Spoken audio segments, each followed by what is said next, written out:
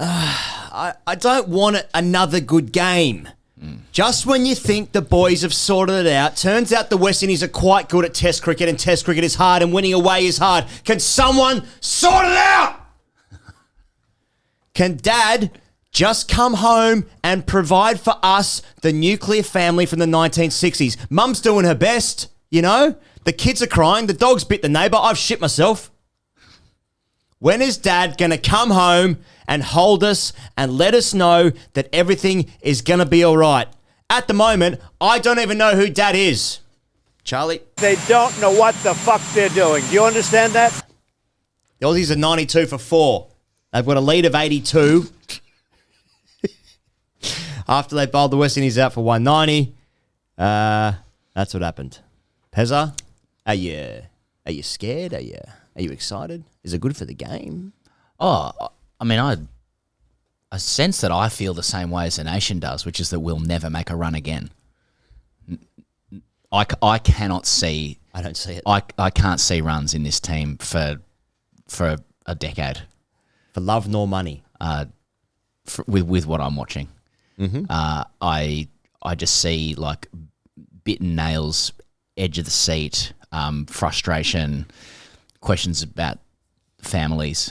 A lot of like what you need to understand about techniques in cricket is. I think it's a good time for like cricket coaching implements. I think it's a good time for like Instagram reels about technical adjustments that people need to make. Okay, yep. I think it's a really good time for like deep dive investigations into the weakening of the Australian cricket pyramid. And the malaise at the heart of Australia's batting. I like scoffed at Michael Vaughan last week when he said there's 3 players in the team who don't know how to play a forward defence, and now I'm like 3. I'm baby out with the bathwater. There's a lot of parallels between this game and the South Africa game. Third innings, we don't know what to do. And all of this still belies an arrogance that I'm unwilling to look at the game as a game, like at this game as a game in and of itself. Like there's still an arrogance of not respecting the opposition. Yep. Their opening bowlers have been sensational at any level of the game. Their bowling attack is operating as the old West Indian quartet in home comforts, regularly topping 140 Ks, steaming in with relentless accuracy. I don't want to look at that. Yep. I demand as an Australian, like all other Australians, to once again, and I'm sorry to repeat it, to roll over, wake up in the morning and see the correct numbers against names. We've been very, very clear about this. I don't know how they do it, but I demand it. And we've got an inside job at one end with Adrian upstairs. Absolutely. Start of the day, 57 for 4, the West Indies. They got a 10-run lead overall. There was 1 wicket in the first session, 135 at lunch, 135 for 5 at lunch, 1 for 78 was taken in the first session. There was a weird LBW in a game of third umpire decisions off Ross and Chase, off Hazelwood. When he's on 1, he ends up making 44. The Aussies seemed to feel like there was a spike. So it was forward defensive. It ends up going down to fine leg. Inside half of the bat, he definitely hit it, but it was a whether of if there was pad first. The Aussies seemed to think that there was a spike of the ball hitting the pad before the bat. I don't know. I'm not sure about that. But that's what they felt. But he made them pay for that. And then when something similar happened with Cam Green, where I thought the ball did strike his pad first before his bat came in, I thought you could see the spike. Well, he just got out next over anyway. Yeah. So 6 or 1. Yeah, it's funny. Like in the game, all these decisions and the drop catches, they have no one's made anyone pay. So it sort of hasn't mattered a bit, except in this innings it did in the end. Now Alex Carey put down Brandon King. Hazelwood got him for no added runs a couple of balls later. 5 for 55 in the second session though for the Aussies. So this is when it sort of kicked off in the Test match and the day's play. So Ross and Chase and Shai Hope put on 67 for the 6th wicket. That's where we're at in this game. A partnership of 67 being something to talk about. But it shows that it can be done. It can be done. It can be done. Now, did you see Stark's comments after the like after the day's play? I was listening to them. Oh, he like the presenter kind of mischievously asked him if he'd like gleaned any batting tips, and he sort of started by going, if you're taking them off me, then you're really struggling. But he then said, oh well, he tried to offer something, and he's just like, well, I guess Roston Chase and Shea Hope show that if you, I'm paraphrasing, but if you can absorb pressure, then you can put it back on. And I'm like, he's definitely talking to his own batters when he says that. Yeah. He will be required in this game. So now the West Indies feel like things have not gone their way in this game. Now, so it starts with the Travis Head one yesterday, when a catch feels like it was taken off. I can't even think who was bowling now. It might have been Greaves. It might have been Seals. Reserve the right. Given not out. It was the ball appeared to have bounced on the ground. So Roston Chase inside edge, Shy Hope Carey catch. That's what we're talking about now. So Roston Chase. So Adrian Holstock's the third umpire, says that there's a clear gap between bat and ball, but then when he wants to rock and roll it a lot, he says there's a spike, but there's a gap between bat and ball, and he concludes that there's no bat involved. I think we can all agree that he's absolutely fucking smashed it. And there's a deviation from the bat. So Australia gets one there. Big moment in the game. Roston Chase is dismissed for, what do you make, 44. A few moments later, Shy Hope slugs bowling. Shy Hope forward defence, inside edge. Carey takes a great catch down the leg side. Adrian Holtsack again upstairs, says it's cleanly into the gloves. Part of the ball may have been touching the ground as well as the glove landed on the ground, even though it never came out of the glove. Both can be true. We just learned this over and over. I don't know what the rules are with catches anymore. No, neither. This is convenient to say as an Australian. I was happy for that to be out. I think we need to go back to pub tests. Yeah, basically. So Roston Chase smashed it. That one for me is out. It's out enough. We need to have obviously deeply Westminster system legal interpretations of this that give us matrices through which to decide if this is out or not out. That gets into granularity and grass and glove and control, and then like with VAR, we need to have a camera that goes to neutrals sitting in a pub. Proper neutrals, like a jury. Okay. So both sides can select what country they come from. Yep. So a jury of neutrals sitting in a pub to actually have a pub test answer as well. And I think you'll find the pub test answer will get it as, popularly as the Westminster system MCC laws, not rules. So people might remember in the last Ashes, Stark took a catch. I think it was off Harry Brook down at third man. Yeah. And he catches the ball, and then as he's going to control his body, he puts the ball on the ground. Now, for me in my life, he's just caught the ball. Okay. Now I understand that there are rules saying no, but he's actually using the ball to control his body, so that's part of the catching action, whatever. I also understand with this one, so it appears with the Travis Head one that the ball is going into the glove, and in that process, the ball is on the ground for a bit on the way to the glove. Takes a bit of ground, I think Head's out in that one as well. But with Carey, the ball's in the glove first, and then the ball does go into the ground, but he's not using the ground to control the ball. I just think when you just watch it and you just you hit it and he caught it, But I guess you need I would love the third umpire to say that. Yeah.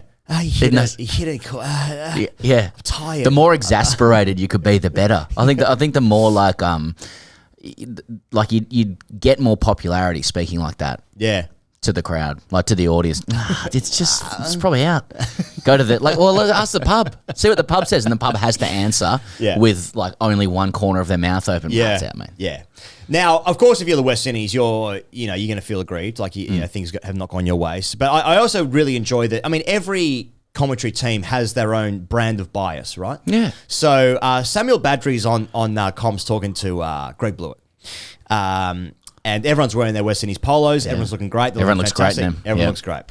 And Samuel is talking for some reason about Greg Blewett getting out for 99, which I think Bluey did a lot.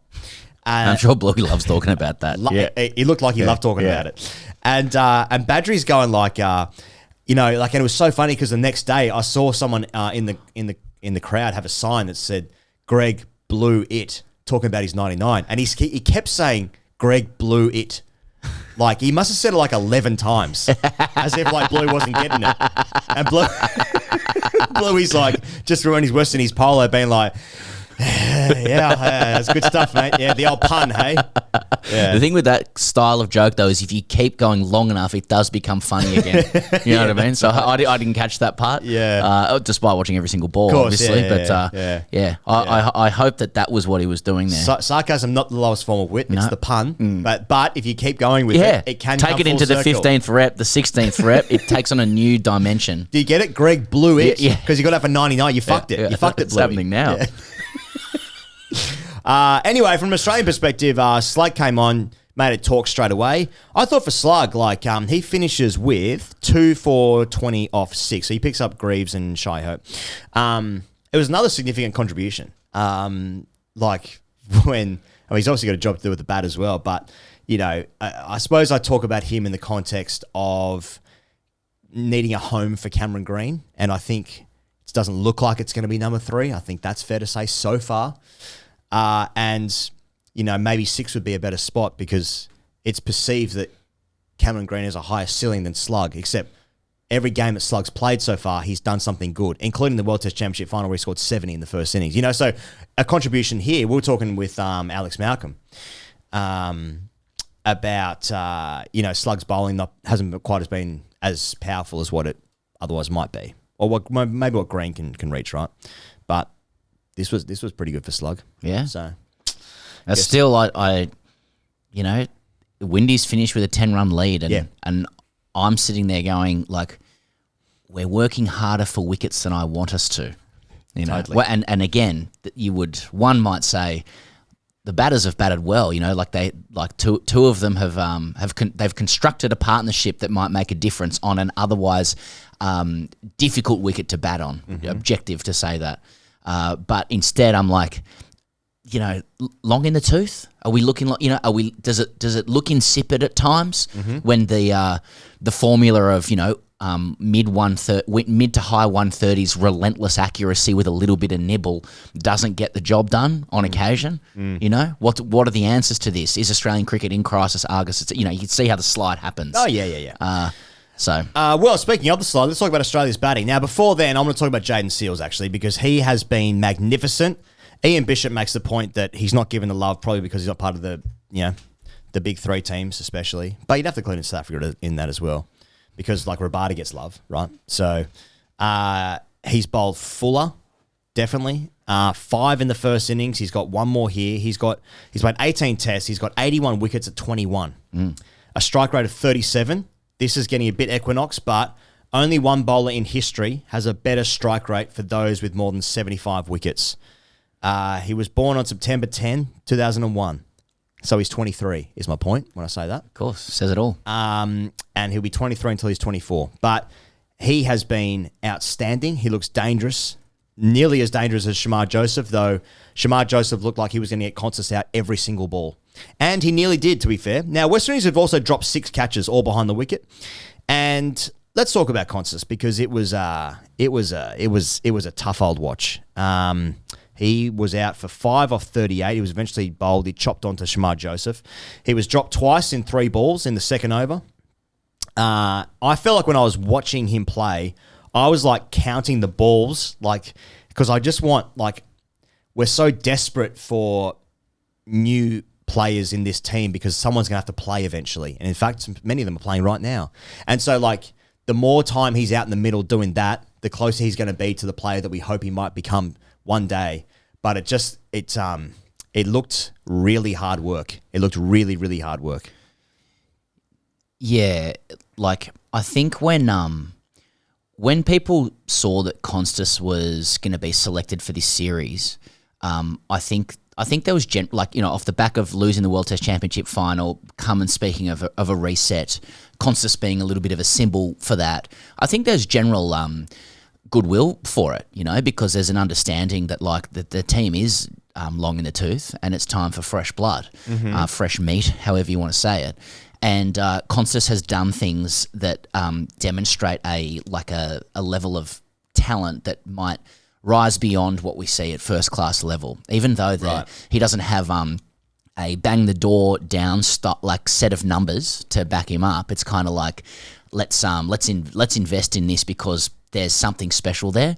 And I think the presumption was that like the Windies, a 3-test Windies series is perfect. It happens when we're asleep. It's against weaker than normal opposition. The decks aren't like particularly spicy or such that that it might do you more harm than good. Let's just give him 6 innings and I think the presumption is that like he would be able to demonstrate something with that, even if it's not like averaging 50 or walking away with 300s and stuff like that. And it's not so far, and I believe he should still get the 3 tests, but like so far in this test where it has been quite difficult to bat on, unfortunately, I think it has revealed it's revealed technical and mental deficiencies that are going to beg the question of like, is it too soon to have this guy in? Does he need to do more despite the arsenal and weaponry that he has? Because 5 off 38 here, that particularly matters. He's 3 for 5 in this innings, including nearly chopping on his first ball. Yeah. And the 2 catches were absolute dollies. Absolutely, and the nature of those near dismissals were concerning too, because he went back to the running down the wicket, giving himself room thing on the first occasion. The second one is quite a good ball. Yeah. Yes. And then the dismissal itself is the manifestation of like a technical deficiency that has literally been called out by Shamar Joseph. The guy that got him out. Yeah. So he has now, Sam Constas now has a tag of like a technical deficiency, like only a few tests into his career at age 19. Yeah. And that's before you even get to the question mark over his emotional management of an innings, which we're all now deeply expert in, with none of us having played a test in our life, let's say. But, you see... Right. He's facing high-quality 140k bowling with a bit of variable bounce. It's not fucking easy at all. But, like, he charges. He goes back to that thing. I presume he's been selected in this game because he stopped doing that in the nets. Like, he's good to go now. Yeah. But Kawaja goes and speaks to him, and the next over he's doing it again. So... I think on that point, if I could interrupt you, because I think what you've said is entirely correct and well said. But like, I feel like it just reminded me, Brendan Rodgers, when he was the manager of Liverpool, he was talking about trying to build the plane whilst flying it, and I feel like that was similar to what Constas was doing. Like he got into a spot where he didn't know how to score, and so he tried to be, I suppose he tried to be aggressive, and that's when he ran down the wicket. But that's when he also just nicked one to gully and should have been caught, or 4-slip or whatever it was. So like, he's like, it now appears that he's a bit stuck, because whilst I completely agree that like there was this perfect series of the West Indies, everyone's asleep. We thought easier wickets to bat on perhaps, and it's like, turns out that every time you play for Australia, people really, really care. So there's no hiding, is my point. Yeah, and I still think the presumption was that like he'd be able to start building a body of work within the series, even if there are going to be like huge like kinks to iron out in his game just by nature of his age. But actually, this test has I think the result of it is going to be like, is this too soon for him, and is it doing him more damage than good to be in the side? Just by the nature of his innings. Now, like my view is, no, this is why you do this. Like, if you are going to put him in, stick with him for the series. Like, let him build, let him go through these things. But the other presumption is that, like, he can go through that while you are defeating weaker opposition, so it doesn't cost the team victories. Right. But that's not happening. You know, it's also why, a lot of reason why, Marnus was dropped. It's just like, well, once your teammates can't paper over your technical cracks, then you have to try something else. So, I look, the focus is going to be on Constas, but that's because there's been a media confection around what this kid could be and the super special talent that it is, and that Australia societally needs a throbber to pick up the baton and become the next grade. Yeah. Like I'm more concerned about the top order and general batting malaise as a whole. I think Constas has like the least culpability because of his age. Like the problem with, I think this morning's dismissals are more concerning than yesterday's. because they were all the result of bowlers who are 23 and 25 exposing technical deficiencies in all four of the batters. So Constas, it's the one coming back in. Khawaja, it's pace. He looked fluent, but you have, like, this is nothing against the person who is 39 or coming up to 39 years of age, who has opened the batting in the history of Test cricket, facing 140 Ks an hour successfully. Who has done it? And also doing interviews with SEN. Like Len Hutton? Like who's done it? Right. That is always going to be there. So Constas ball coming back in, Khawaja pace. Green has a fourth and fifth stump line problem, not the one Kohli had, but still he gets his leg outside off stump and he still waves his bat further across. You think his leg outside off stump would give him a direction of the ball as to what off stump is, and he still wants his bat out there as well. He's been dismissed that way several times in a row now. They keep bowling that channel to him. And Josh Inglis, it's shot selection. You know, I know people say this delivery, it nipped back in. Sure, it did nip back in, but it got a good chunk of the stump. And if it hadn't nipped back in, it would have been close. And you know, with Inglis, he is being asked to bat in the top order when he has not been that batter. His shot selection is not that of a judicious top order batter negotiating a tough new ball spell, right? He attempts to counter attack. He's aggressive, and in both innings now, his shot selection has been found wanting in tough scenarios. So these are like ongoing technical issues. These aren't matters, and that's before you even compound it with nerves and pressure and all these kinds of things. And it's like now it's like when Smith comes back in, it's like which one drops out for him, because there's an argument for fucking heaps of them. Yeah.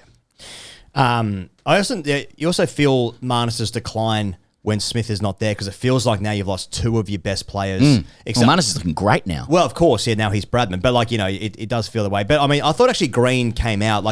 We've been calling out for Green to, like someone, the drum instructor from Whiplash, that movie, just, screaming in the ear to get the absolute best out of Cameron Green. That's what you need. Great movie, by the way. And I thought Green actually started really well in this innings. I thought he was authoritative. I thought he was actually trying to hit the ball. You know what I mean? Instead of just plonking and then fishing and just all a bit polite and asking questions, But he had a lovely on drive down the ground. There was a cover drive to get him away before then, and then I guess momentum then changed because Seals had an LBW which looked absolutely salmon. He skipped down the wicket, to be fair. He took a step down. It was a long way down. It was given out live, overturned. He was on 13. Then there was another LBW view, this time given not out when he was on 14. That was one you referred to earlier, where it looked like it might have hit the pad. I don't know how to read spikes, and I don't know when they come in. But it looked... And sometimes the spike comes and there's nothing's actually happened. So, you don't even know if the timing's synced up correctly. See, that one was a good one for hotspot, from side on to see if it did hit the pad. But, I mean, they don't do that anymore, I guess, for budgeting reasons, I believe. But it looked like that was out. But then and then he did the fishing thing, caught for 15. So he was basically had three, enormous moments in the space of 3 or 2 runs. 66 for 4 when Green was out. Then Slug and the bin lid put on 26 at the close of play. Then 92 for 4 at the end of the day's play. Seals has 1 for 24 off 10.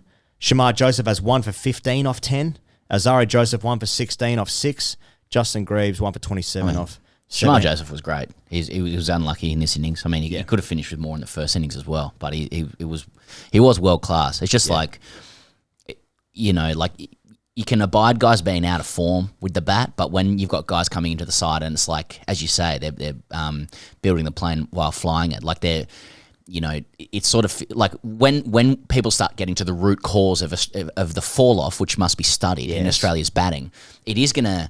I think what will show up is, we'll start talking about first-class cricket and the 2 half seasons and all this kind of thing. But the Australian team does feel like a bit of a development side insofar as guys are working out their game at test level, and that didn't used to be the case. Yeah. The game has changed, and the game is the game when we move.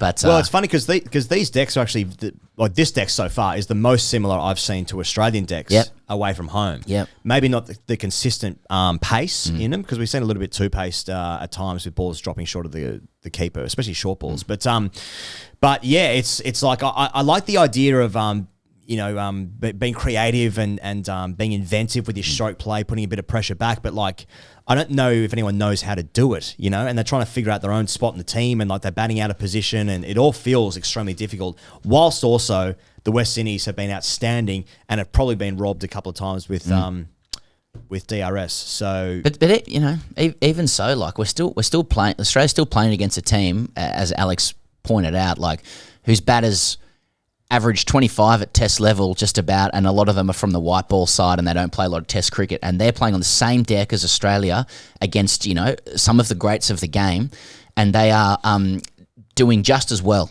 batting as we are against a 23 and 25-year-old who are bowling very well with all the resources we have, etc. It does point to a more systemic concern around Australia's batting post Smith, etc. Is there a because again you look beneath and it's like, well, what else is there? There are good players. Are there 20 better players than Sam Constas ready to go? At test level, or does he have just much greater weaponry that he's worth investing in?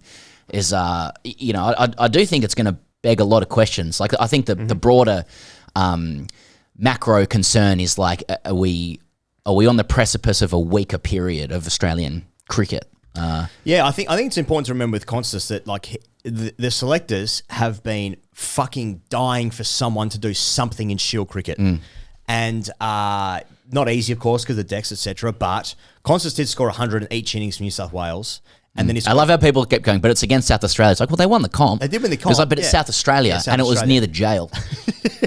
And then he scored 100 against India for Australia. Was it 100? Or did he get 90? 90, I or think. something. Yeah. And then he did that thing on the boxing day test on his debut. So, like you could imagine, you could see why he's playing, it's not like, oh, this guy's just completely fucking not ready or whatever. I guess that partially might be true, but they're so desperate for something. And like the fact he's 19 is almost, that's seen as upside because, this guy's going to be in the system for 15 years or more or whatever. But it is important to remember that, but it is also alarming that it's like, is this the best? Is this the next best? Anyway, what can Australia defend? Or maybe a better point, what can the West Indies chase? I know Stark said afterwards 700.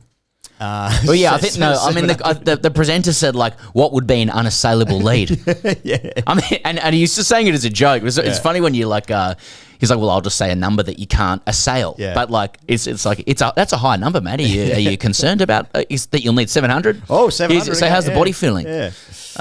Yeah. What's defendable? I mean, I don't know. Like, I'm not really sure what the history is of the deck in terms of like how it is likely to perform on day 3 or anything like that. If it's historically, if it settles down the way Lords did, after so many wickets fell in the first 2 days. Yeah. I do feel like Australia's attack, as we've seen, against South Africa, as we saw this morning, like it is susceptible to like batters getting the hang of it.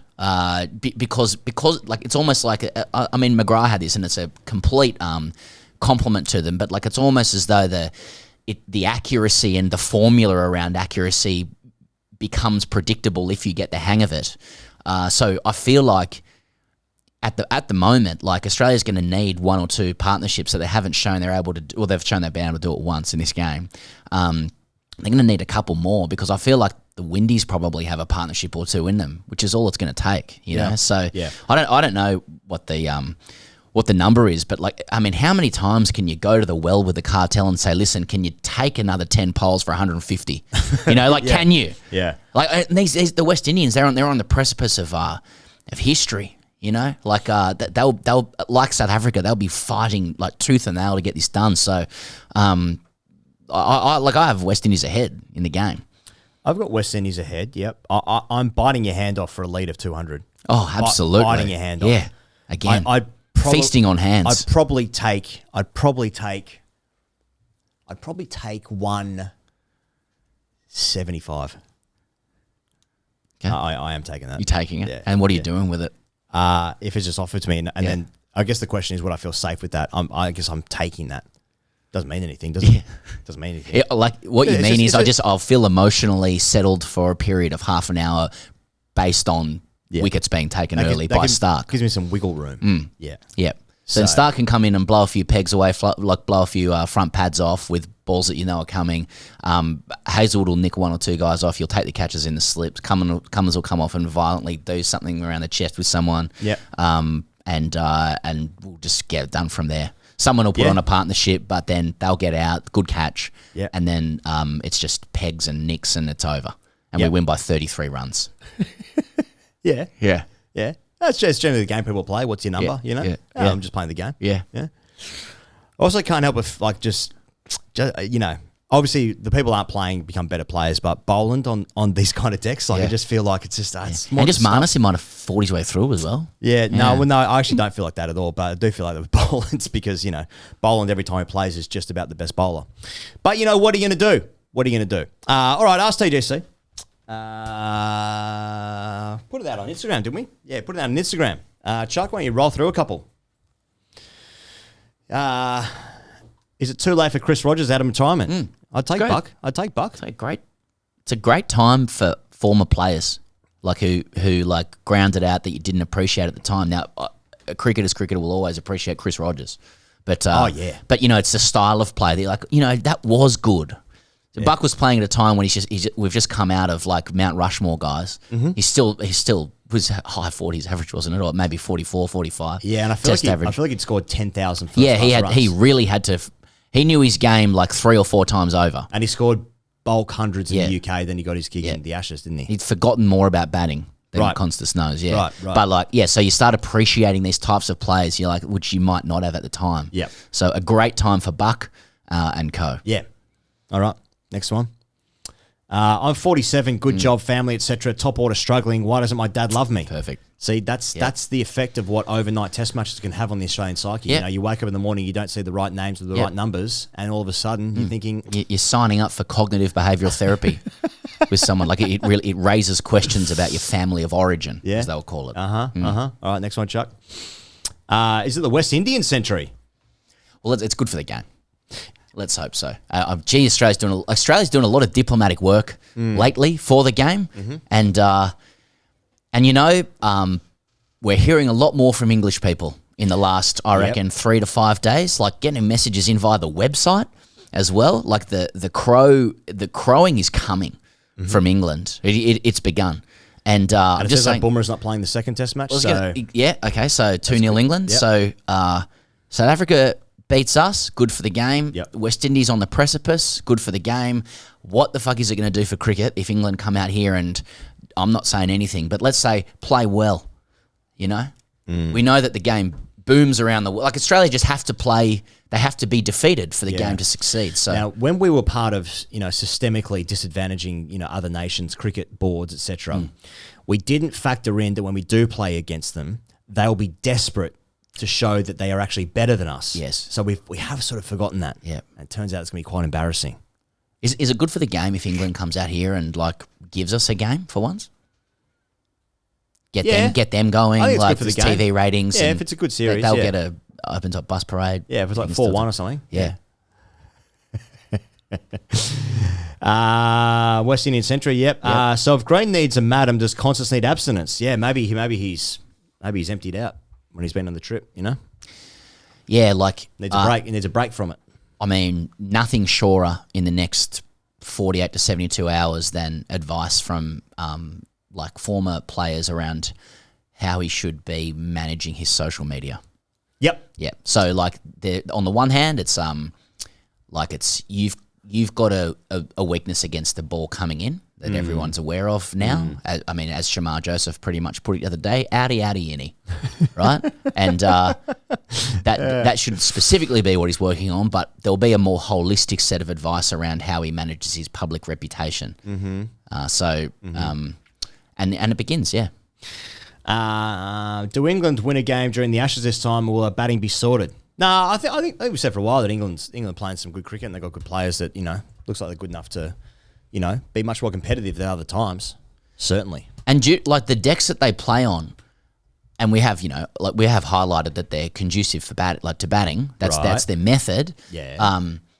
Like, does repeated success with the blade and the way that they're doing it create a more like cumulative freedom among the team and also individually? They just, even if the deck is difficult, they're playing freely because they're used to success and scoring runs. Whereas how much of Australia's international batting is suffering from like just continually playing like on shit tips, not shit tips, just bowler friendly conditions, because that's our method for winning. Like, batters can't say anything because you're winning, right? But like every person who's batted like knows that even if your game's in great order on a ball machine or whatever, if the ball's just nipping around and you're nicking it and getting hit on the inside thigh and headies now fucking getting smashed on the arm or whatever, like how many times that happened before? Like, your game just becomes tight and wary and rigid and pokey, Yeah.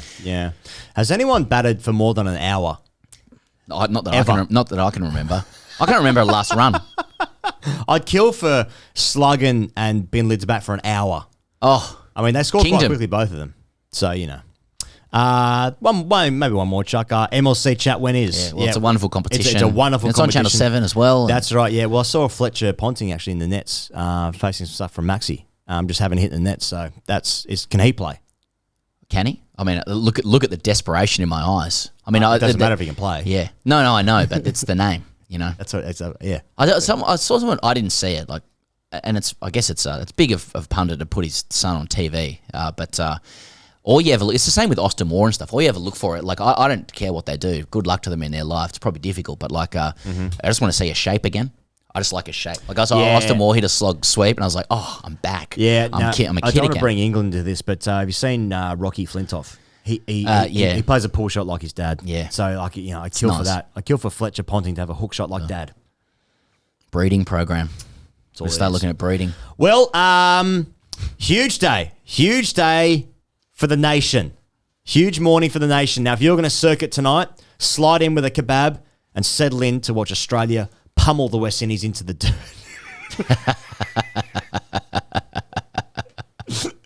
I'm scared, you're scared, we're all scared, but we're all here together. Let's hold each other and let's hope that someone fucking sorts it out and the dad comes home, whoever dad is. Bowlers need runs. What's new? See you tomorrow.